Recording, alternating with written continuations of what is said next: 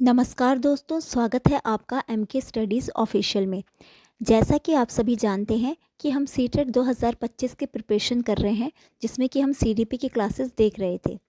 ठीक है, तो आज हमारा सीडीपी का 8th टॉपिक है। अभी तक हमने 7 टॉपिक कवर कर लिए हैं। जिसने अभी तक नहीं देखी क्लासेस, वो आप प्ले लिस्ट में जाके देख सकते हैं। आज हमारी क्लास 10th है। ठीक है, आज का टॉपिक क्या है हमारा? उपलब्धि का मूल्यांकन एवं प्रश्नों का निर्माण, यानी कि evaluations of achievement and formations of questions. तो चलिए शुरू करते हैं आज की सीरीज।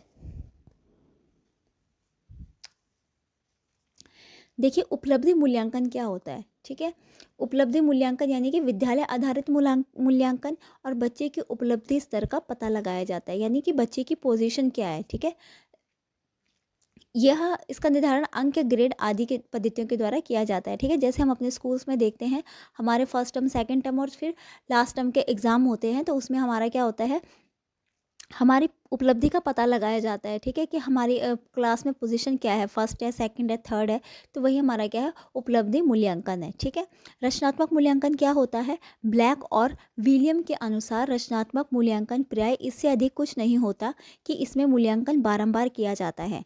ठीक है, जैसे कि हमने इसके बारे में पहले भी पढ़ा था कि रचनात्मक मूल्यांकन क्या होता है, जो कि लगातार चलता रहता है। ठीक है, जैसे कि हमने अगर कोई टॉपिक पढ़ाया तो उसके बाद भी हमने बच्चों का मूल्यांकन कर लिया कि बच्चों को कुछ आ भी रहा है कि नहीं आ रहा है। ठीक है, दूसरा क्या है, इसके अलावा हमारे जो टेस्ट वगैरह भी चलते रहते हैं क्लासेस में।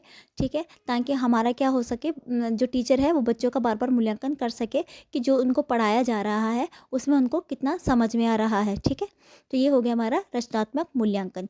मुख्य कार्य क्या है रचनात्मक मूल्यांकन का? छात्रों को फीडबैक उपलब्ध कराना। ठीक है, यानी कि अगर क्लास में कोई टॉपिक करवाया जा रहा है, ठीक है, उसके बाद बच्चों से उसमें से कुछ क्वेश्चंस पूछे जाते हैं। ठीक है, या बच्चों को क्या समझ में आ रहा है, नहीं आ रहा है, उससे रिगार्डिंग जो बच्चों के मन में सवाल है वो पूछे जाते हैं। तो टीचर का क्या काम होता है कि अगर बच्चा कोई चीज़ गलत बता रहा है तो उसको क्या सही रूप से वो उस क्वेश्चन के बारे में बताना। ठीक है, उस और अगर कोई किसी बच्चे के मन में क्वेश्चन है तो उस क्वेश्चन का सही से आंसर देना। तो यही हो गया कि यानी कि रचनात्मक मूल्यांकन का कार्य क्या है? छात्रों को फीडबैक उपलब्ध कराना, जो कि टीचर के द्वारा बच्चों को फीडबैक दिया जाता है। ठीक है, नेक्स्ट हमारा है रचनात्मक मूल्यांकन की प्रक्रिया, यानी कि क्या प्रोसेस होती है रचनात्मक मूल्यांकन की। ठीक है, देखिए, सबसे पहले शिक्षक एक क्षेत्र का निर्धारण करता है जो कि उसने पढ़ाया है। ठीक है, उसके बाद क्या करता है वो, यानी कि अगर कोई आपने आपका क्लास में टॉपिक क्या करवाना है और जो टॉपिक करवाया है उसके बारे में पहले तो आपको टॉपिक मतलब आपको टॉपिक पढ़ाया जाएगा टीचर के द्वारा। ठीक है, उसके बाद मूल्यांकन करता है और अंक या ग्रेड निर्धारित करता है। उसके बाद या आपका टेस्ट ले सकते हैं ना, टेस्ट लेके फिर उसमें आपके अंक दिए जाते हैं, है ना, या ग्रेड दिया जाता है। ठीक है, नेक्स्ट हमारा है बच्चों को फीडबैक देकर चर्चा करता है। ठीक है, फिर उसके बाद जहाँ जहाँ पे मिस्टेक्स होती हैं, ठीक है, तो वहाँ पे क्या करते हैं, बच्चों को या तो दोबारा पढ़ाया जाता है उस चीज़ के बारे में। ठीक है, और या बच्चों के मन में उस टॉपिक के रिगार्डिंग जो भी क्वेश्चंस होंगे तो उसको क्या कराया जाता है, उस पर फीडबैक दिया जाता है बच्चों को। ठीक है, त्रुटियों की जांच करता है और उन्हें पूरी करने की योजना बनाता है, यानी कि बच्चों में कहाँ पे सबसे ज़्यादा बच्चों से मिस्टेक हो रही है। ठीक है, और मतलब कि कहीं टीचिंग में तो नहीं कोई दिक्कत हो रही है कि मतलब बच्चों को पढ़ाया तो जा रहा है लेकिन बच्चों को कोई चीज़ समझ में ना आ रहा हो। ठीक है, तो ये क्या करता है, जो टीचर है उसका मूल्यांकन करके फिर अपनी गलतियां देखता है, बच्चों की तरफ से जो चीज़ उनको समझ नहीं आ रही वो भी देखता है, फिर उन त्रुटियों की जांच करता है और उन्हें फिर पूरा करने की योजना बनाता है। ठीक है, कि ना, ताकि नेक्स्ट टाइम ये प्रॉब्लम ना आए बच्चों के सामने। ठीक है, नेक्स्ट हमारा है नोट, रचनात्मक मूल्यांकन निदात्मक मूल्यांकन के ही बहुत समीप है। देखिए, रचनात्मक मूल्यांकन है जो, उसमें क्या होता है, जैसे आपको बताया था कि पहले टॉपिक करवाया जाता है, उसके बाद बच्चों से क्वेश्चंस किए जाते हैं, फिर बच्चों को फीडबैक दिया जाता है, फिर अंक या ग्रेड निर्धारित किए जाते हैं।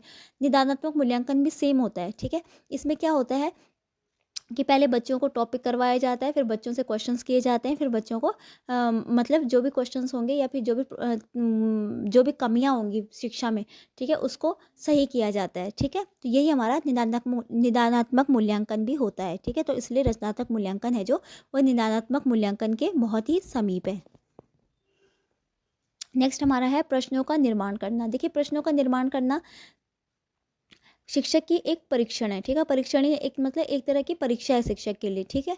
कि उसको क्या है अच्छे क्वेश्चंस बनाने हैं जो बच्चों को भी समझ आए, बच्चों के लेवल के अनुसार भी हो, ठीक है? और उनका अच्छे से मूल्यांकन भी हो सके, ठीक है? उपयुक्त प्रश्नों का निर्माण करना शिक्षक की एक कला है, ठीक है? नेक्स्ट हमारा है अच्छे प्रश्न की विशेषताएँ।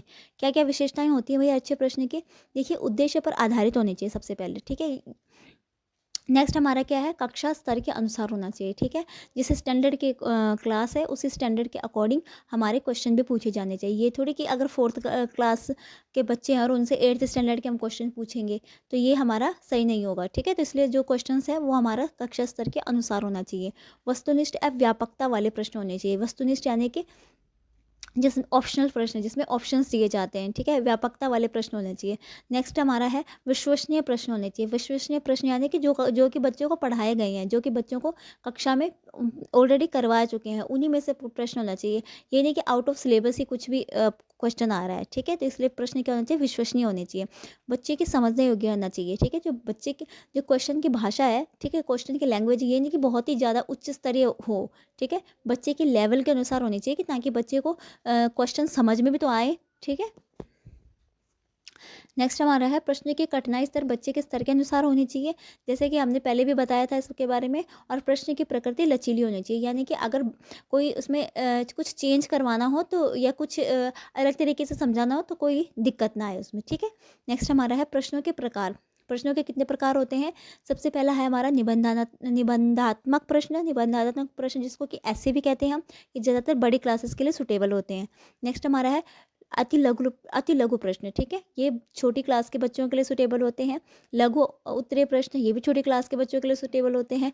चित्रात्मक प्रश्न, रिक्त स्थान वाले प्रश्न, मिलान करने वाले प्रश्न, ठीक है? ये तो आपको पता ही है, ठीक है? छोटी क्लासेस के लिए भी होते हैं। रिक्त और मिलान वाले हैं जो ये थोड़ा बड़े स्टैंडर्ड में पूछे जाते हैं, ठीक है?